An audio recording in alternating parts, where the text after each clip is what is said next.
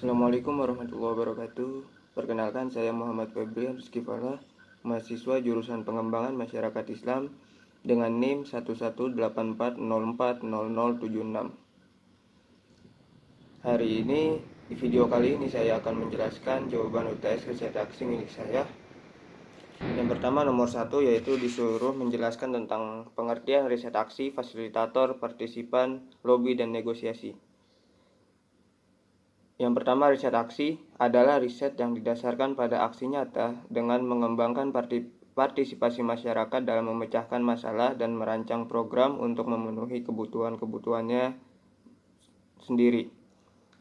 Selanjutnya, yaitu fasilitator adalah seorang yang membantu sekelompok orang atau masyarakat memahami tujuan bersama mereka dengan membantu di mana masyarakat dapat memulai mobilisasi untuk bertindak dan dengan bertindak sebagai objektif. Dan yang menjadi fasilitator itu biasanya peserta KKN atau mahasiswa atau para ahli. Yang selanjutnya yaitu partisipan adalah keterlibatan orang atau masyarakat dengan cara memberikan dukungan lewat tenaga, pikiran maupun materi dan tanggung jawabnya terhadap setiap keputusan yang telah diambil demi tercapainya tujuan yang telah ditentukan bersama sebelumnya. Maksudnya partisipan di sini biasanya masyarakat. Kenapa disebut partisipan? Karena dalam proses mengembangkan masyarakat, dalam proses KKN Sisdamas, masyarakat dan para mahasiswa atau para fasilitator melakukan rembuk warga. Disitulah mengapa warga disebut dengan partisipan. Selanjutnya, lobi dan negosiasi. Menurut KBBI, melobi ialah melakukan pendekatan secara tidak resmi. Sedangkan pelobian adalah bentuk partisipasi politik yang mencakup usaha individu atau kelompok untuk menghubungi para pejabat pemerintah atau pimpinan politik dengan tujuan mempengaruhi keputusan atau masalah yang dapat menguntungkan sejumlah orang. Sedangkan negosiasi adalah suatu proses yang dimulai ketika suatu pihak menganggap bahwa pihak lain memiliki pandangan, sikap, anggapan yang berbeda terhadap pihak lain dan hal-hal yang merupakan kepedulian pada pihak lainnya. Jadi bisa disimpulkan bahwa lobby itu sifatnya tidak resmi, sedangkan negosiasi umumnya bersifat resmi. Dan nomor 2, kita lanjut ke nomor 2, yaitu mengapa dalam riset aksi relasinya yaitu subjek ke subjek.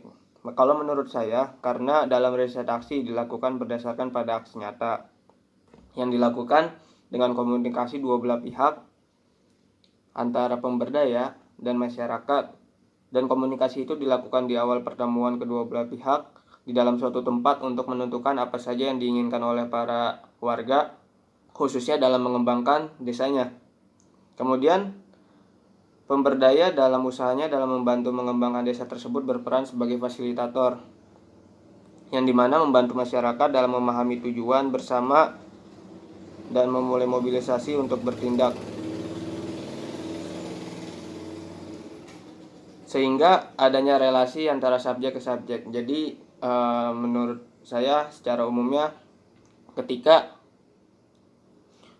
seorang fasilitator datang ke suatu desa, fasilitator itu bukan bertugas untuk menentukan apa yang harus dikembangkan dan apa yang harus diadakan di desa tersebut, tapi fasilitator itu hanya membantu dengan cara berdiskusi dengan warga dan menentukan potensi-potensi apa saja yang ada di desa tersebut dan masalah-masalah apa saja yang ada di desa tersebut, dan menentukan apa dan mengajak warga, menghimbau warga untuk menentukan apa saja nih yang harus dikembangkan di desanya dan apa saja yang harus diselesaikan di desanya. Seperti contohnya di suatu desa ada mengalami kekurangan air bersih, dan kita sebagai fasilitator membantu warga untuk mengatasi masalah tersebut dengan cara membuat saringan air secara tradisional atau saringan air yang secara mudah seperti dari ijuk dan lain sebagainya.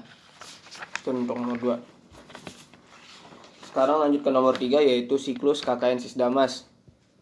KKN Sisdamas ini siklus pertamanya yaitu ada soswal, RW, dan repso. Apa itu soswal? Soswal itu sosialisasi awal yang dilakukan pada pertemuan formal pertama oleh masyarakat sebagai hasil transek dan observasi peserta.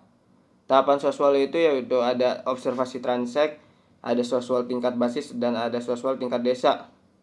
Dan dalam soswal ini dihimbau kepada para peserta atau para mahasiswa atau para fasilitator untuk mensosialisasikan siklus Sisdamas kepada tokoh-tokoh yang penting dalam desa tersebut, seperti tokoh masyarakat, tokoh agama, tokoh wanita, tokoh PKK, dan lain sebagainya.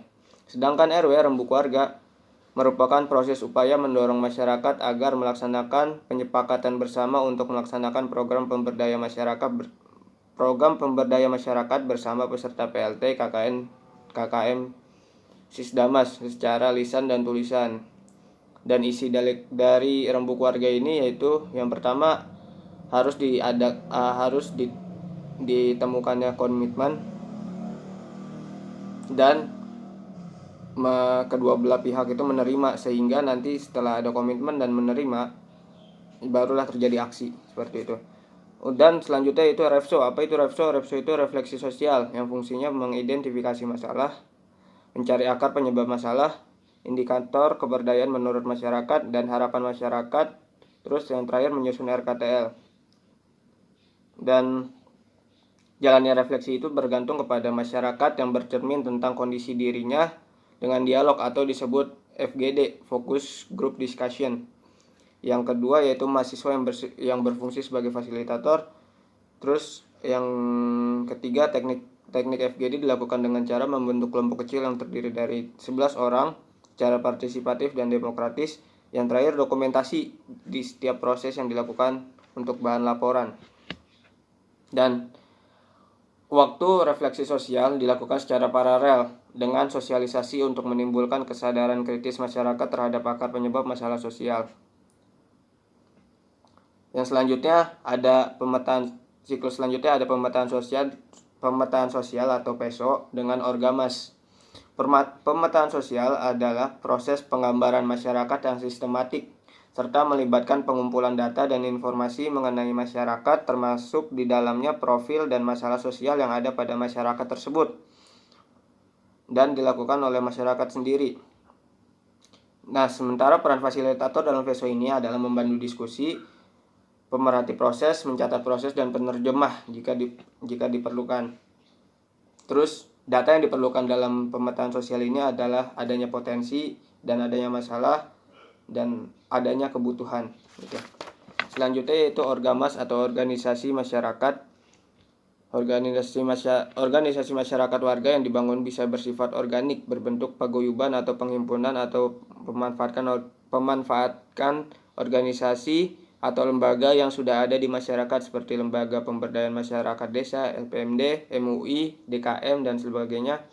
Adapun syarat organisasi yang sehat yaitu adanya kesetaraan. Jadi adanya kesetaraan ini jadi bisa saling membantu antara organisasi dengan fasilitator.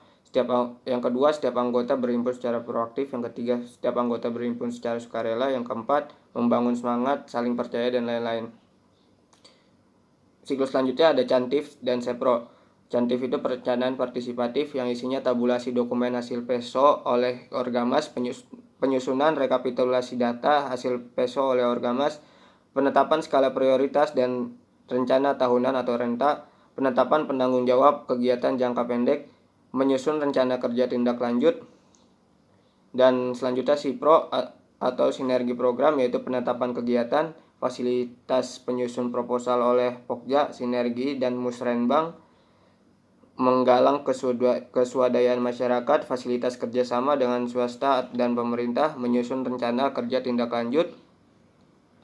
Dan selanjutnya setelah SIPRO ada PEPRO dan MONEF yang terakhir.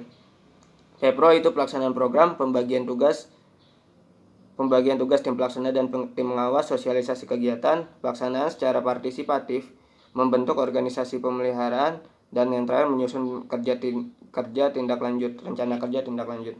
Yang terakhir yaitu MONEF atau monitoring evaluasi. Rembuk warga untuk MONEF oleh organisasi masyarakat, laporan tim pelaksana laporan tim pengawas, menyusun dokumentasi, menyusun refleksi bersama, menyusun rencana kerja tindak lanjut, dan semua proses siklus itu saling ketergantungan, dan itu semua dilakukan oleh masyarakat dan fasilitator, dan bermoto dari rakyat untuk rakyat dan oleh rakyat, seperti itu. Selanjutnya kita masuk ke nomor terakhir, yang dimana di nomor terakhir ini disuruh memaparkan tentang kisah pemberdayaan yang dilakukan oleh Nabi Yusuf alaihissalam. Dan menurut saya dalam kisah Nabi Yusuf alaihissalam ini dijelaskan bahwa beliau mempunyai kelebihan secara lahiriah dan batiniah. Secara lahiriah beliau diberkahi ketampanan dan fisik yang istimewa. Dan secara batiniah beliau diberkahi kebijaksanaan yang luar biasa, sehingga dengan dua kelebihan tadi beliau dapat melihat masalah-masalah yang ada pada rakyat Mesir secara universal pada saat itu. Dan beliau juga dapat membangun partisipasi masyarakat dengan sangat hebat. Terbukti ketika saat itu di Mesir, tempat tinggal Nabi Yusuf alaihissalam mengalami kekeringan dan mengalami masalah-masalah yang lainnya. Tetapi itu semua selesai berkat partisipasi yang dibangun oleh Nabi Yusuf alaihissalam. Tahapan-tahapan dakwah Nabi Yusuf alaihissalam diawali dengan tersebarnya fitnah tentang perbuatan zina beliau terhadap Zulaikhoh. Tapi masalah itu selesai dengan sifat sabar dan tawakal yang dimiliki oleh beliau. Dan itu juga merupakan contoh bahwa setiap masalah itu pasti ada jalan keluarnya jika kita bersungguh-sungguh sabar dan tawakal. Sedangkan tahap pemberdayaan yang dilakukan oleh Nabi Yusuf alaihissalam yaitu membuat kebijakan untuk mempertahankan 7 tahun masa kesuburan dan mengantisipasi 7 tahun masa paceklik. Langkah pertama beliau adalah membuat suatu kebijakan untuk mengatasi masa paceklik selama 7 tahun dengan membangun lahan pertanian, irigasi, dan kebutuhan untuk proses kemajuan daerahnya. Dalam prosesnya, Nabi Yusuf alaihissalam turun langsung dalam membimbing masyarakat, sehingga terjadilah komunikasi subjek ke subjek, yang membuat tingginya rasa partisipatif masyarakat untuk mensejahterakan daerahnya. Beliau juga tidak lupa membangun sistem cadangan ekonomi, diantaranya pembangunan 7 rembung untuk menyimpan gandum agar awet selama 7 tahun. Dan maksudnya ini pembangunan rembung ini untuk masa paceklik 7 tahun yang akan datang, seperti itu. Dengan kebijakan ini Nabi Yusuf alaihissalam mengajak warga berperan serta, khususnya para hartawan, untuk membayar pajak, sehingga kedua belah pihak mendapat keuntungan. Para pemerintah mendapat keuntungan dari uang tersebut dan bisa membangun fasilitas untuk mensejahterakan masyarakat seperti irigasi, lahan pertanian, dan rembung dan 7 rembung itu. Dan serta hartawan mendapat fasilitas sehingga mereka dapat mengembangkan lagi hartanya, seperti itu.